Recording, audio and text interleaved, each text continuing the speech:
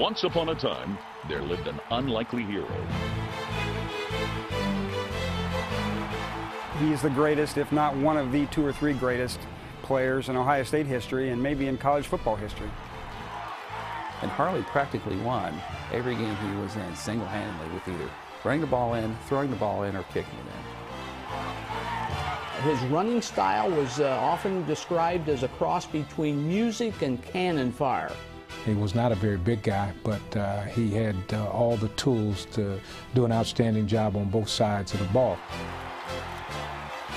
This little, small man that everybody could relate to. Quiet, shy. His personality is the type that you would think he'd be the least likely person in the room to win a football game for you. He was regarded as the guy. I mean, he was the man. He led his teams to greatness.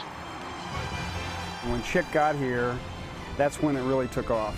He was a great inspiration to the rest of the team, and I think the fact that he was such a great player and was so well liked by his teammates, this also gave his teammates a great degree of confidence. Ohio State, just another program until Harley came here.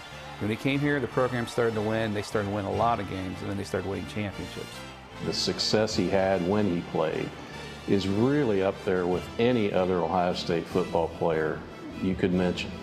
He was really the beginning of what was big-time Ohio State football. If you had to pick one player that really brought Ohio State football to the national scene, it would be Chic Harley. He brought honor to his school and pride to the community. Columbus and the university grew because of Chic Harley's importance in the game of football. He came along to Ohio State when Ohio State was nothing. It was considered a very small school. And Chic Harley became the first large draw at Ohio State. The demand for tickets is very strong. Everybody wants to go to the Ohio State football games. People that have never seen him play before want to go to Old Ohio Field to see this man named Chic Harley. Columbus went crazy over this guy. We've got more people wanting to come to the game than they have room to put people. And the crowds just kept getting bigger and bigger and bigger. And since there is an admittance fee, the university sees the receipts coming in. They see that this is a profitable organization. The guy who really got everybody pumped up about building Ohio State. Without Chic, would they have ever built a stadium that today can seat 100,000 people? There's no way.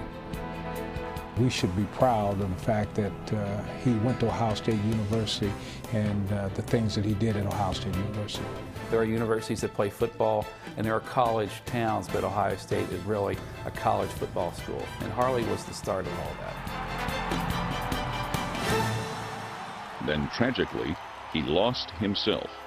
With all the demands that people had in Columbus of having him be the superstar, the next messiah in football, as they called him, may have led to a deteriorating mental condition. I think he thought of football as his release, and when that was taken away, he was lost. A teammate later said that Harley told him it seemed like his life was over. That's how much he took to football, took to playing, took to winning. The question is, was this a result of the pressures he was under as a student and as an athlete? Did head injuries lead to this? Was there an airplane crash in the Army, as it was said? Did he receive concussions playing various sports? He certainly would have had a good chance to be successful in a lot of other areas. And it's a shame the way the rest of his life really wasn't scripted out the way he wanted it himself. Didn't get married, didn't have a family.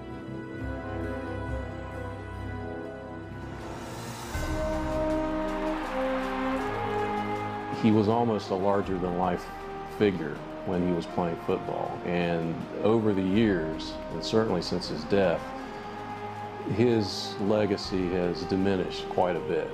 The spirit that he left, the spirit that exists today at Ohio State. Chic Harley had to be a spark that set that fire going. I think his legacy is certainly Ohio Stadium. The fact that that effort started because of him and the teams that he played on. If you had to name Ohio Stadium for one person, then in my opinion it should be called Harley Stadium. He became Ohio State's first three-time All-American. that wasn't equaled again until Wes Fessler did it in the late 30s. He finished his career as Ohio State's all-time leading scorer.